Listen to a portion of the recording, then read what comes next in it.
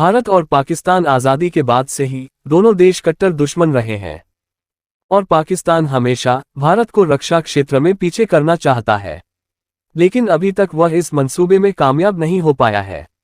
लेकिन पाकिस्तान अब भारत के स्वदेशी एयरक्राफ्ट एमका से पहले एक बड़ी डील कर रहा है, क्योंकि पाकिस्तान की कोशिश भारत को 5th generation stealth fighter jet के मामले में पीछे छोड़ना है और इसीलिए वह तुर्की के साथ कान प्रोजेक्ट में शामिल होना चाहता है। तुर्की ने हाल ही में घोषणा की थी कि वह लड़ाकू विमानों के डेवलपमेंट के लिए पाकिस्तान के साथ बातचीत शुरू कर रहा है।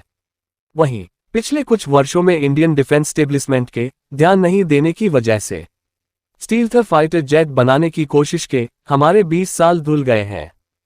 लिहाजा इंडियन एयरफोर्स को 20 सालों का नुकसान उठाना पड़ रहा है। लेकिन अब जब तुर्की ने पाकिस्तान को अपने 5वीं की पीढ़ी फाइटर जेट कान के प्रोडक्शन में शामिल होने का न्योता दिया है, तो भारत के सामने पैनिक बटन बजने लगा है। और अब भारत के सामने दिक्कत यह है कि वो 5th जनरेशन फाइटर जेट के लिए किस विकल्प के साथ जाए।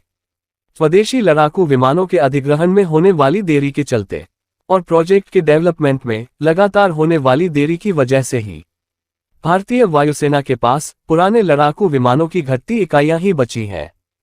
यूरेशियन टाइम्स की रिपोर्ट में कहा गया है कि भारतीय वायुसेना के पास अब लड़ाकू विमानों की तुलना में सतह से हवा में मार करने वाली मिसाइलों की इकाइयां ज्यादा हैं।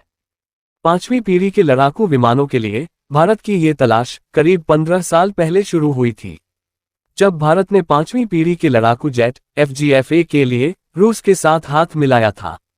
लेकिन उसके बाद इंडियन एयरफोर्स इस भारत रूस डिफेंस प्रोजेक्ट में से पीछे हट गया और इसके पीछे की सबसे बड़ी वजह ये थी कि इसमें आने वाली लागत को लेकर दोनों देशों के बीच सहमति न बनना था। इस प्रोजेक्ट के तहत भारत और रूस 2018 तक 5वीं पीढ़ी के लड़ाकू विमान का विकास करना था, लेकिन 11 सालों तक चली इस लंबी बातचीत के बाद साल 2018 में भारत इस परियोजना से पीछे हट गया।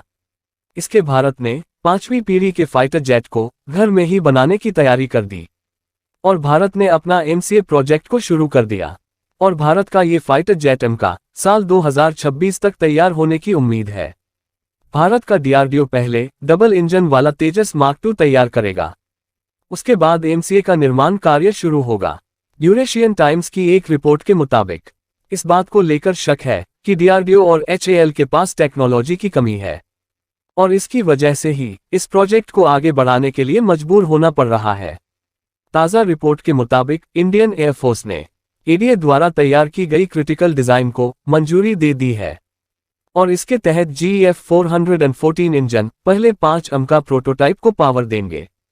भारतीय वायुसेना MK-1 में GF-414 इंजन के साथ 40 विमान का निर्माण करेंगे और MK-2 भारतीय इंजन के साथ 125 AMCA का निर्माण करेगी। हालांकि पाकिस्तान को लेकर फिलहाल ये स्पष्ट नहीं है कि पाकिस्तान तुर्की के लड़ाकू विमान कार्यक्रम में कब शामिल हो पाएगा, लेकिन तुर्की ने कहा है कि वह जल्द ही पाकिस्तान को शामिल करेगा। कान फाइटर जेट के बारे में प्रभावशाली बात यह है कि इसका डेवलपमेंट एमका परियोजना के साथ ही शुरू हुआ था, लेकिन तुर्की ने इस साल दिसंबर में कान फाइटर जेट के ट्रायल की घोषणा की है, जबकि भारत में अभी तक प्रोजेक्ट को लेकर फाइल को मंजूरी भी नहीं मिली है। लेकिन देखने वाली बात होगी कि कौन सा फाइटर जेट पहले आता है।